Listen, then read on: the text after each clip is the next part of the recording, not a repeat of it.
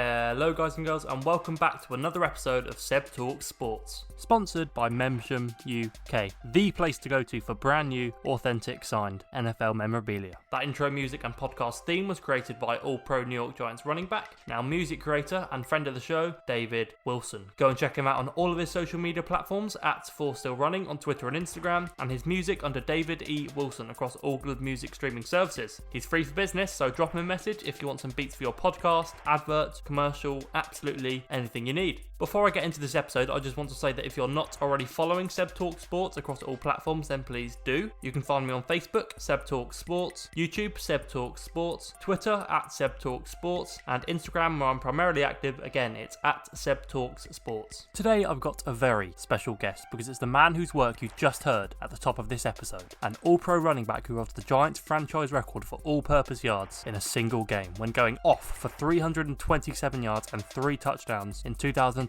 against the Saints, who's now turned to producing his own great music. His work is the soundtrack of this very podcast, and it was fantastic to have him on the show. It's the brilliant David Wilson. Enjoy.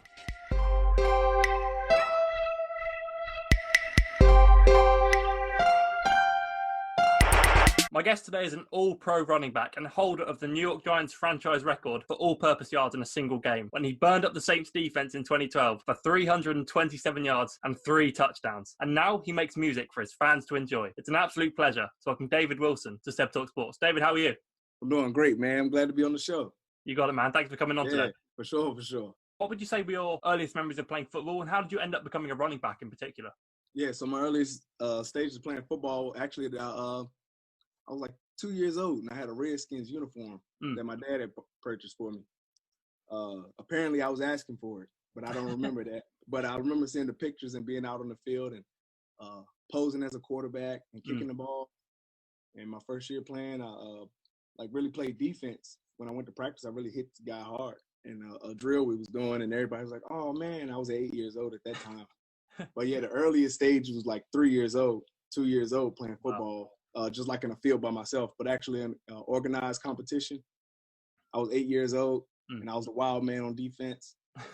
Then I picked up I made a play where I actually stripped the ball from like the quarterback or something. I hit the quarterback and picked up the ball and took off running. And after that, my coach was like, "You need to run the ball. We just need to hike you the ball and you run." So I was like a scat quarterback, like a Michael Vick for like the youth league. I used to Amazing. Like hike the ball and then take off running. So then after that, we got to older where like passing was more a thing that was going on. So they was like, "Man, you really shine when you got the ball in hand. So let's just hand it to you and you be the running back." So from there, I just went to running back, and then I wanted to be a running back ever since.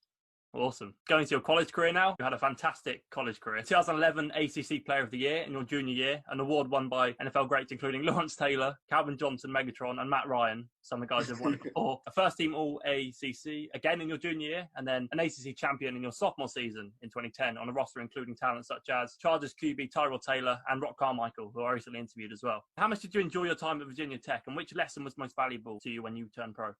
I'll say I learned a lot, along the way. But the main thing that stuck with me from Virginia Tech is what Coach Beamer always said. He said, "We're going to do some of this, and we're going to get it going over here, and we're going to get fired up, and we're going to get it going over here."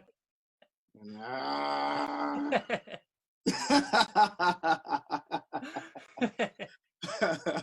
yeah, so that's what stuck with me the most. You got to get something going over here. You got to get something going over here. How much did you enjoy your time on the Hokies? Man, I love Blacksburg. Yeah, being in Lane Stadium, coming through the tunnel, hearing Enter Sandman, and being able there to see all those Hokie fans jumping. And, man, that's electric playing in there. I feel like other teams and opponents feel the same way.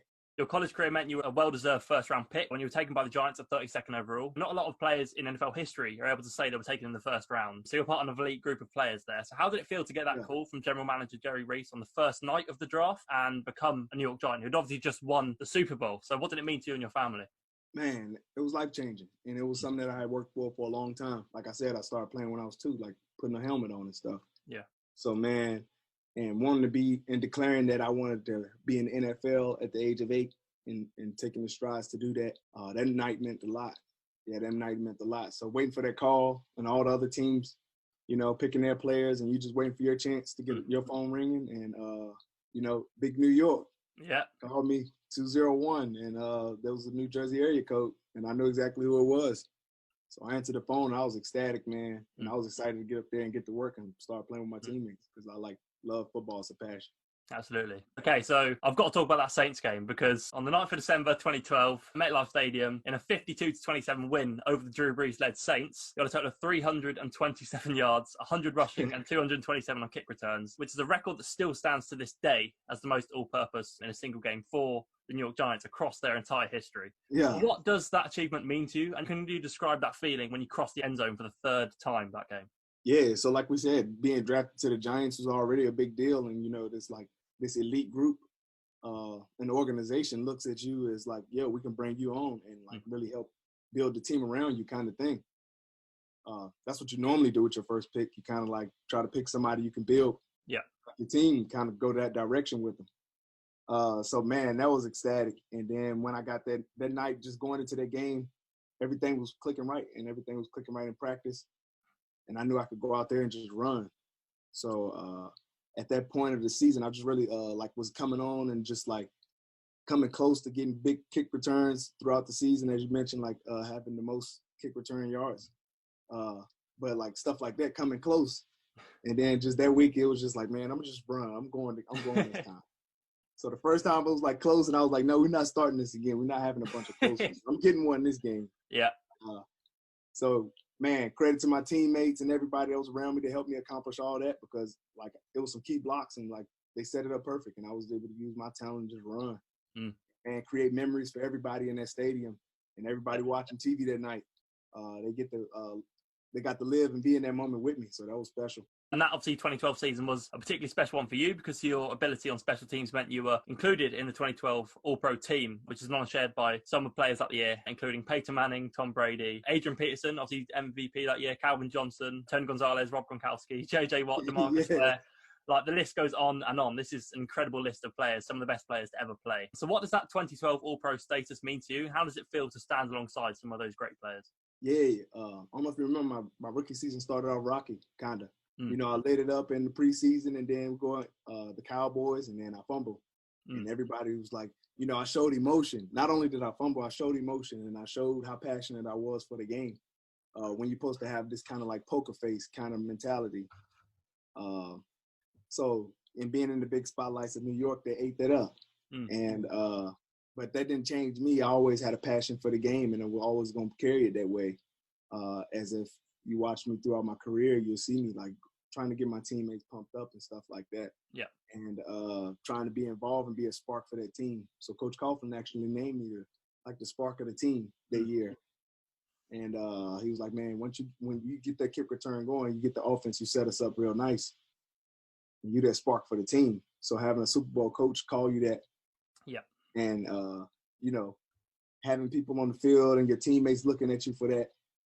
Man, that's a big deal. And so I took that and I wore it on my shoulders. You've played with some great players, not only with that All-Pro team, but during your time with the Giants. I could list off just Eli Manning, Ahmad Bradshaw, Victor Cruz, Martellus Bennett, JPP, OC, Linval Joseph, some great names. Yeah, Justin Tubb.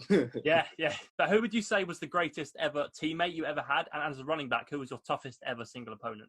I'll say all my teammates, man. I had so many great teammates. I was real cool with as far as brother, like a brother vibe. It was kind of while I was on the team, it was like Ruben Randall. We kind of came in together as rookies. He was drafted in the second round. So me and him, we had more like a brother vibe. He lived right down the hall in the same building I lived in. Yeah. So we used to come to each other's condos and just kick it or whatever, or hit the city kind of thing. And then I had that relationship with a lot of my teammates. But one that stood out is Justin Tubb.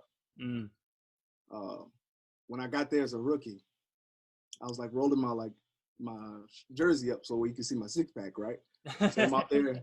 Yeah, I just happened to have a six pack, but it was hot. It's we in training camp and it's hot, so it's the most of my skin could be out, the better, right? So him and OC called me over there and was like, "Man, put your shirt down." And then I was like, it was like a rookie thing. It was like, "Man, put your shirt down." And I was like, wow, what's wrong with that? And it was like, man, we ain't got no abs. If you ain't trying to help us get a 6-pack like that, you can't show yours. You're embarrassing us. So they was like, so I like laughed it off like you did, kinda, and they was like, no, I'm serious. Pull your shirt down. And then it was like, they was like, look, I tell you what, you pull your shirt down, we'll protect you. We'll make sure none of the rookie stuff happened to you, kind of thing. So from that day forward, I was kind of good from there. Yeah. That's awesome. Your NFL career was cut short by a series of recurring neck injuries, spinal stenosis in that Week 5 game against the Eagles, and then you retired in August of 2014, sensibly, and you hung up your cleats for good. I know a lot of players struggle with retirement because they miss the sort of camaraderie with the teammates, like you were just saying, and just playing football because that's all they ever wanted to do. So how did you deal with your early retirement, and did you struggle having to leave football as a career? Man, yeah, that was hard because, all my life I worked for there, and that, like you said, I was only there. I was in my second year, and I just been named the starter for the New York Giants. Yeah. And then like 5 games later, it's like, that was my last game. So it was like really just like a promising career and everything. Like you said, you listed the awards that I had and everything. But obviously it was something else in the plan. And, I got a beautiful family right now, raising my family. I got 3 beautiful sons and a wife, and I got a lot of love around me. So I'm glad that I can be here and be healthy and be able to enjoy all that stuff. Even though scoring a touchdown feel good, I haven't felt the feeling that match the experiences that I'm going through right now.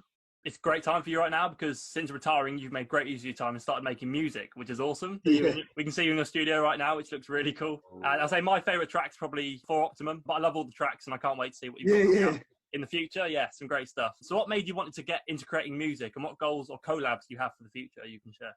Yeah, so man, I just really like making music. I like creating, and I like being creative as a person. That's been a part of me all my life as well. So like as a young age, I was winning art contests, and like in high school, I was like selling art.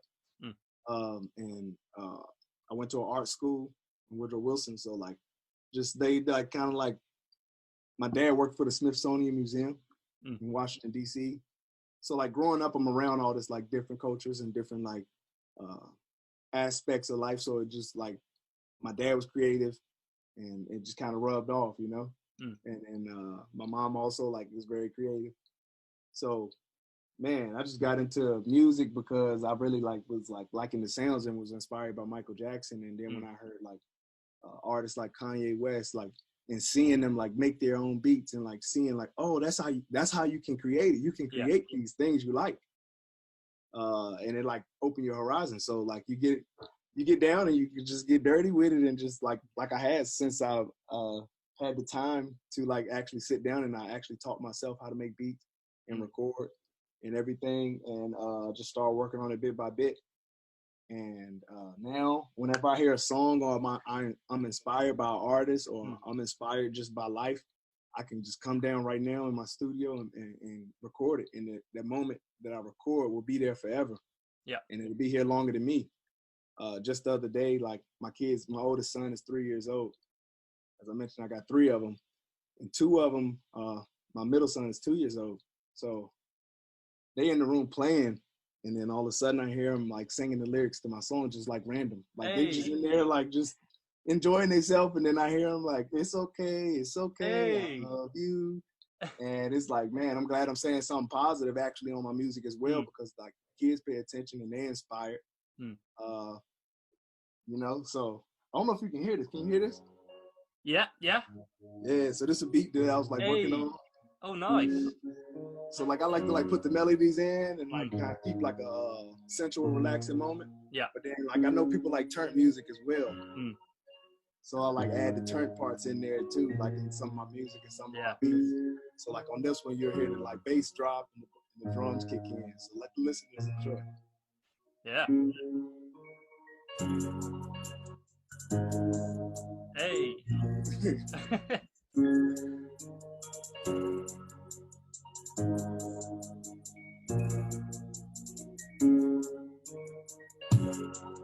Hey. That's it. It's good, bro. It's good. I love it. Yeah. So I just enjoy creating, like I said. So. Okay, so I want to end with some quick fire questions. You ready? Let's get it. Let's do it. Okay, Coke or Pepsi? Coke. Dogs or cats? Dogs. Twitter or Instagram? Instagram. Biggie or Tupac? Plead the Fifth. Hey, okay. No, actually Tupac. All right, okay, yeah. The reason I picked Tupac, the reason I said I plead the fifth, because I played for the New York Giants. So then I pick, Biggie, and it's like, okay, like, all right, you fit in. Yeah. Like, you sound like New York, all right? But then you pick Tupac, and it's like California, but he's actually from New York. And the reason I would pick Tupac is because he was more versatile. Yeah. So that's something I admire as well, is like being versatile. Yeah. So like Tupac, he like was in movies, and he was like, he danced and he performed and act and different things like that. So he had slow songs, he had gangster songs. Yeah. He had positive songs, he had negative songs. So it's like, so it's a little bit of everything. So two great artists, man, but I'm gonna roll with Tupac on that one. Okay, that's fair. Favorite sports movie? Friday Night Lights or Remember the Titans. How did you decide on that awesome flip celebration in the end zone? How did you come about choosing on doing a flip? So I practiced all these different dance moves like the night before my first game or whatever. Like I knew, like, all right, a touchdown gonna come soon.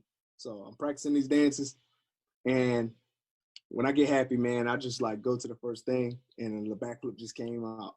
And I didn't even do the dance that I like had in mind, and I don't even remember what it was. But like I remember how happy I was when I scored that first touchdown, and that was like what just came out of me. That wasn't even playing. And my teammates and the fans loved it, so I just kept it going. If you could collab on a track with any music artist in the world, who would it be? Kanye West. Funniest guy in the locker room? Me. You? Good answer. I like that. Funniest ever teammate prank you either saw or were involved in that you can say on my show?